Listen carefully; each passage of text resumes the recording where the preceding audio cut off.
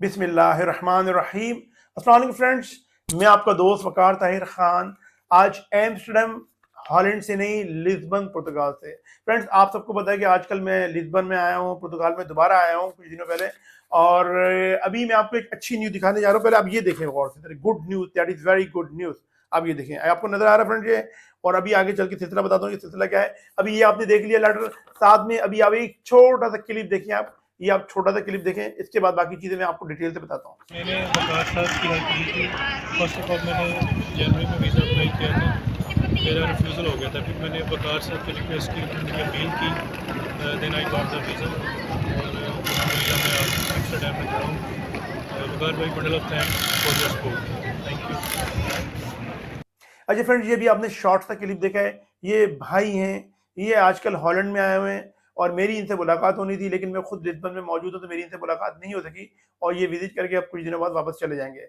अब फ्रेंड्स, अब मैं आपको जो चीज़ बताना चाह रहा हूँ वो ये कि जब भी आपका वीज़ा रिजेक्ट हो, जब भी आपका वीज़ा रिजेक्ट हो तो आपने बिल्कुल भी परेशान नहीं होना। आपने अपने भाई से रब्ता करना है। लेकिन मैं आपको तरीकाकार बता रहा हूँ। देखिए फ्रेंड, जब भी आपको वीज़ा अप्लाई करते हैं तो बहुत से लोगों के वीज़े रिजेक्ट हो जाते हैं। एम्बेसी जो है उनके वीज़ा रिजेक्ट कर देती है। जब उनके वीज़ा रिजेक्ट कर देते हैं तो उनमें तो जो पहली क्लास की, यानी 3 तरह के लोग होते हैं। पहली क्लास जो होती है, पहली तरह के जो लोग होते हैं, वो इतने डिसअपॉइंटेड और इतने मायूस हो जाते हैं, परेशान हो जाते हैं। वो आते हैं और अपना पासपोर्ट अलमारी में रखते हैं। उसके बाद वो भूल जाते हैं कि हमने आइंदा भी ज़िंदगी में कुछ करना है। तो ये सही नहीं है। इसके बाद दूसरे तरह के भी लोग होते हैं। वो कहते हैं यार वीज़ा तो लग गया है, लेकिन चले हमको चाहिए, कोई बात नहीं, रिजेक्ट हो गया, हमको दोबारा कहीं और का रीअप्लाई करना चाहिए। ये मतलब कुछ एवरेज क्लास है, ये भी अच्छी क्लास है देखिए। अब जो तीसरे क्लास के जो लोग होते हैं ना, वो कुछ समझदार होते हैं। वो कहते हैं यार वीज़ा तो रिजेक्ट हो गया है, लेकिन हमारे को अपील करने का मौका ज़रूर मिला चाहिए।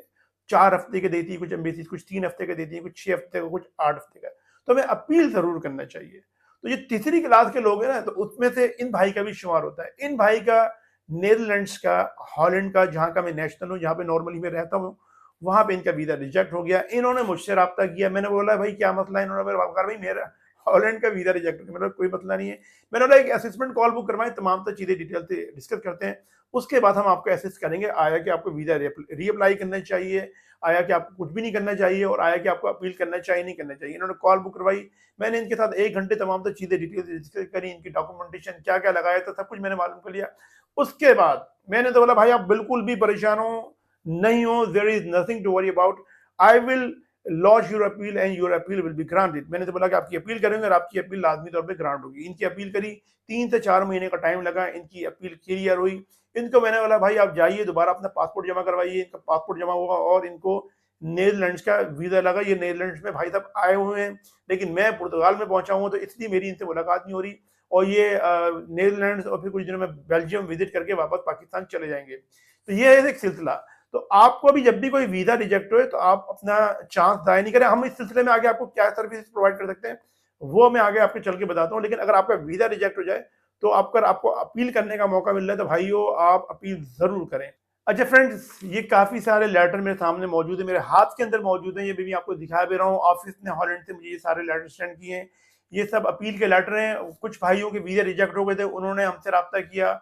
हमने उनको चेक किया कि आया कि इनकी अपील करना चाहिए नहीं चाहिए थी। कुछ लोगों ने अपने कंसल्टेंट या एजेंट के थ्रू अप्लाई किया, उनके रिजेक्ट हो गए, उन्होंने रब्ता किया। तो नॉर्मली हॉलैंड की जो अपील जो हम करते हैं, और भी बाकी ममालिक की अपील हम करते हैं।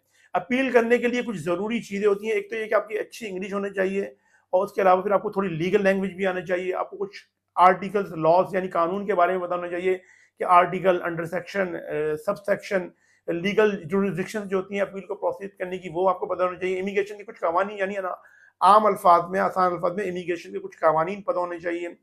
और फिर आप अपील कीजिए, सही है। और अपील कीजिए, और क्योंकि अपील तो भाई फ्री में करनी है ना, इसके तो पैसे नहीं लगेंगे आपके। तो वीजा अप्लाई करने के पैसे लगते हैं, अपील करने के पैसे लगते हैं। लेकिन बहुत सारी मुल्क की जो एम्बेसीज है वो पैसे भी लेती है, जैसे स्विट्जरलैंड और हंगरी वगैरह का अगर आपका वीजा रिजेक्ट हो जाए तो वो पैसे चार्ज करते हैं। लेकिन बहुत सी एम्बेसीज मोस्टली वो आपका जो है वो अपील के चार्जेस ही लेते हैं।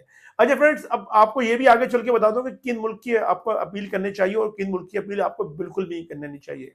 तो फ्रेंड्स देखें, अगर आपका वीजा रिजेक्ट हो गया है फ्रांस से और स्पेन से, तो इन ममालिक की आपने कभी भी अपील नहीं करनी, क्योंकि मोस्टली पाकिस्तान से, क्योंकि ये इस अपील का जवाब ही नहीं देते। सही है।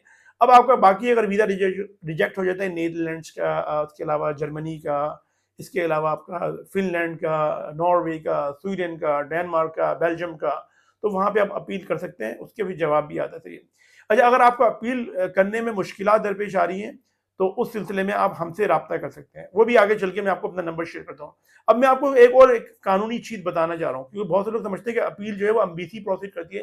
देखिए फ्रेंड्स, अपील का जो तरीकाकार होता है कि जो भी आपका वीज़ा होता है, चाहे वो आपका इमिग्रेंट वीज़ा हो, स्टूडेंट वीज़ा हो, विजिट वीज़ा हो, टूरिस्ट वीज़ा हो, वर्क वीज़ा हो, कोई भी किसी तरह का वीज़ा है, वो काम है अम्बेसी का प्रोसीड करना। अम्बेसी, कॉन्सुलेट जनरल या ऑनरी कॉन्सुलेट होती है, यानी डिप्लोमेटिक मिशन का काम है आपका वीज़ा प्रोसीड करना। लेकिन जब आपका वीज़ा रिजेक्ट हो जाता है, तो अपील के मोस्टली अपील के जो राइट्स हैं वो अम्बेसी का खत्म होता है, फिर अम्बेसी आपका अपील को प्रोसीड नहीं करती। फिर अपील की जो प्रोसीड होती है वो उस मुल्क का जो इमिग्रेशन डिपार्टमेंट होता है, जो मिनिस्ट्री ऑफ फॉरेन अफेयर्स के अंडर में काम कर रहा होता है। कुछ ममालिक में कोर्ट्स होती हैं, कुछ ममालिक में इमिग्रेशन डिपार्टमेंट होते हैं, वो जो है वो उनकी अपील को वहाँ पे सेंड की जाती है। जैसे नीदरलैंड्स में IND डिपार्टमेंट है, ये एक इमिग्रेशन का डिपार्टमेंट है, यहाँ पे हम लोगों की अपील भेजते हैं और वो नॉर्मली वहाँ पे फिर प्रोसीड होती है।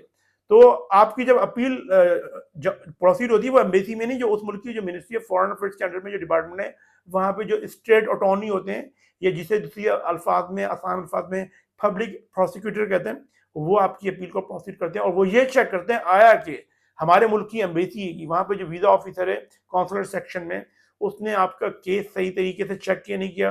वो चेक करेगा, अगर वो चेक करता है कि हाँ भाई आपका वीज़ा सही रिजेक्ट किया है, तो फिर वो आपको आपकी अपील रिजेक्ट हो जाती है। और वो देखता है कि हाँ भाई आपने बैंक स्टेटमेंट भी अच्छा लगाया था, आपकी ट्रेवल हिस्ट्री भी अच्छी थी, आपकी सैलरी भी अच्छी थी, बाकी डॉक्यूमेंट भी ईच एंड एवरीथिंग जेन्युइन थे, तो फिर वो आपकी अपील को ग्रांट कर देते हैं। उसके बाद फिर आपको उस मुल्क की एम्बेसी में दोबारा पासपोर्ट जमा करवाना पड़ता है और फिर आपका वीज़ा लग कर आ जाता है। अच्छा फ्रेंड्स, कुछ ममालिक का मैं जिक्र कर रहा हूँ अभी आपके सामने, अगर वहाँ का आपका वीज़ा रिजेक्ट हो जाए तो वहाँ पे आप बिल्कुल भी अपील नहीं कीजिए। जैसे स्पेन है और फ्रांस है, इनकी अपील पाकिस्तान से आप बिल्कुल भी नहीं कीजिए, क्योंकि ये जवाब ही नहीं देते हैं।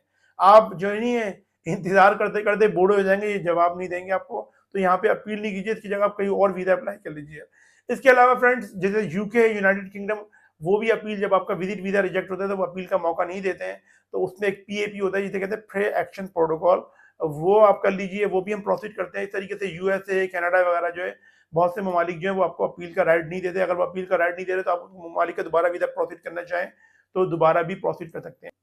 अच्छा फ्रेंड्स, अभी आपको ऊपर मेरा नंबर नजर आ रहा है, आपका अगर वीज़ा रिजेक्ट हो गया है तो आप मुझसे रब्ता कीजिए। एक बेहतर ये कि कॉल बुक करवाइए, बगैर कॉल बुक किए, बगैर बातचीत की डिटेल से मैं आपको नहीं बता सकता कि आया कि आपकी अपील क्लियर होगी नहीं होगी, क्योंकि बहुत से लोगों का वीज़ा रिजेक्ट होता है, वो मुझे लेटर सेंड कर देते हैं, देखें वकार भाई ये मेरे पास लेटर है, ये इसमें पॉइंट नंबर 2 पे, पॉइंट नंबर 10 पे जो नहीं क्रॉस लगा हुआ है। अब भाई पॉइंट नंबर 2 और 10 को देख के मैं आपको नहीं बता सकता कि आपकी अपील हो सकती है नहीं हो सकती है, या आपको दोबारा रीअप्लाई करना चाहिए। तो कॉल बुक करवाएं, उसकी कॉस्ट है 5,000 रुपए असिस्टेंट कॉल की बात करने की। बहुत से लोग कहते हैं मगर भाई 5,000 रुपए में आप हमारी अपील भी कर दी, ये बिल्कुल पॉसिबल नहीं है। 5,000 रुपए तो मेरे भाई हम सिर्फ बात करने के लेते हैं, उसके बाद अपील के चार्जेस अलग होते हैं, लेकिन वो फिर हम 5,000 रुपए में से माइनस कर देंगे, क्योंकि अपील करना कोई आम बात नहीं है, इसमें काफी टाइम दरकार होता है, काफी दिमाग लड़ाना पड़ता है, काफी एनर्जी लगती है। आम नहीं कि आप कोई शेंगन स्टेट का कोई लेटर नहीं लिखेंगे, इसमें बहुत लंबा चौड़ा काम होता है, पूरी एक आर्गुमेंट्स और पूरा एक काउंटर क्लेम इसमें तैयार करना पड़ता है।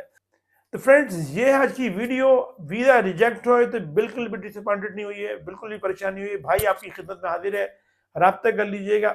आप सब अपना बहुत बहुत ख्याल रखें, अपने पेरेंट्स और अपने बुजुर्गों का बहुत बहुत ख्याल रखें, और अपने भाई के चैनल का भी। मैं मिलता हूँ आपसे अपनी नेक्स्ट वीडियो में। अस्सलाम वालेकुम, अल्लाह हाफ़िज़। जी, मेरा नाम सलमान है, मैं पाकिस्तान से हूँ। मैंने एम्स्टर्डम नीदरलैंड का वीज़ा अप्लाई किया था जनवरी में, जो कि रिजेक्ट हो गया था। फिर मैंने वकार साहब से कॉन्टेक्ट किया, उन्होंने मेरी अपील लॉन्च की। Then I receive the visa in June. Now today I am in Belgium. Waqar साहब, bundle of thanks for your support, thank you very much.